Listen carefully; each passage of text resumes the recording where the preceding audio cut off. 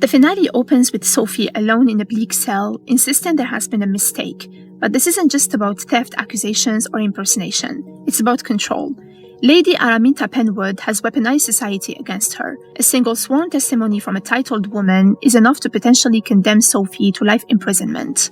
The guard even warns that anyone defending her risks ruin. This is the show's reminder of how fragile status is, and how easily it can be used to destroy someone without protection. Sophie's greatest vulnerability isn't guilt, it's her lack of rank. At Sophie's hearing, Benedict storms in with Violet and publicly defends her. Over shoe clips, over a masquerade disguise, over whispers. He doesn't hesitate. When Araminta escalates by revealing Sophie was the lady in silver from Violet's masquerade, the stakes become explosive. If the Queen connects that mystery woman to a maid who seduced a Bridgerton, the scandal could stain the entire family. Still, Violet stands firm. She requests Sophie be released into Bridgerton custody. The Bridgertons choose Sophie before her legitimacy is proven.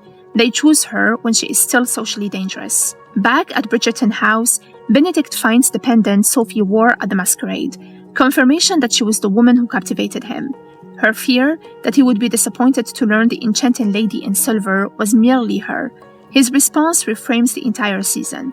He fell in love with her because she saw him, not because of fantasy, rank, or mystery.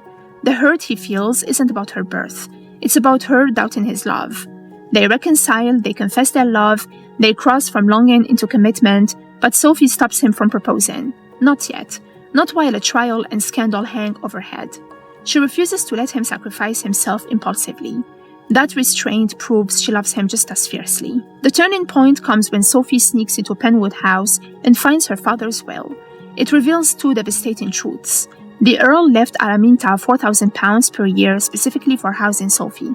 He left Sophie an equal dowry, £18,000, the same as Rosamond and Posey.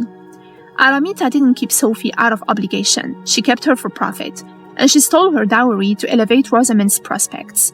This discovery transforms Sophie's identity. For the first time, she knows her father loved her and intended her to be acknowledged. The shame she carried was built on a lie. The courtroom hearing may have been postponed, but the true verdict happens at the Queen's ball. Word of Benedict loving a maid is already circulating. The Queen has wagered that he would marry, but not like this. Benedict Bridgerton cannot marry a maid. That line captures the entire conflict. Love versus hierarchy. Alice Mondridge intervenes boldly, presenting Sophie to the Queen as the most interesting story in the room. She reframes scandal as spectacle, something the Queen cannot resist. When Benedict introduces her formally as Miss Sophie Gunn, a relation of Lord Penwood, all eyes turn to Araminta. Cornered by the threat of exposed embezzlement, Araminta confirms the connection. Sophie then claims her birthright with quiet confidence. She is, by birth and education, a daughter of Penwood House. The Queen, intrigued and amused, publicly acknowledges her legitimacy. With that, the scandal dissolves, not because society evolved overnight, but because power shifted. Sophie confronts Araminta privately before the Queen can intervene. She reveals she knows about the stolen dowry and the annual payments. Araminta's cruelty wasn't about justice, it was about resentment. Sophie symbolized her husband's betrayal. When Araminta breaks, she admits jealousy and fear for her daughter's security. Sophie does something remarkable. She doesn't destroy her. She reminds her that she already has her daughter's love, something Sophie never did. By holding leverage but choosing restraint, Sophie proves she belongs in high society not because of birth, but because of character. With legitimacy secured, Benedict asks Sophie to dance. This is their first public dance as equals. No disguises, no secrecy, no shame. Later he proposes and she says yes. The wager is settled. Benedict, once thought incapable of commitment, marries for love. The finale mirrors Sophie's journey in other characters. Violet admits she fears losing herself in another marriage.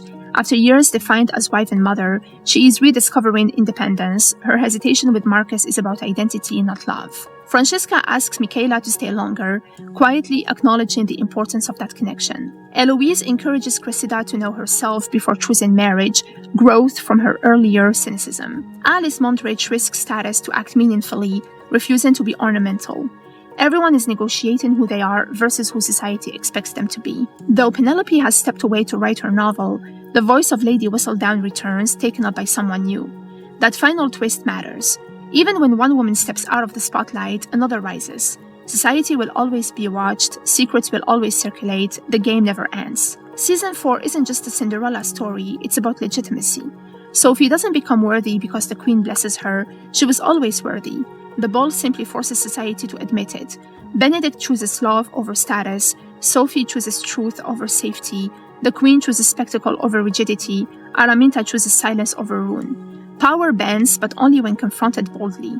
The season closes with dancing, a kiss, and a proposal. Not because scandal vanished, but because love was declared loudly enough that scandal lost its leverage. And as Lady Whistledown's voice returns, one truth lingers. In London society, reputations are fragile, but love, when claimed publicly, can be revolutionary.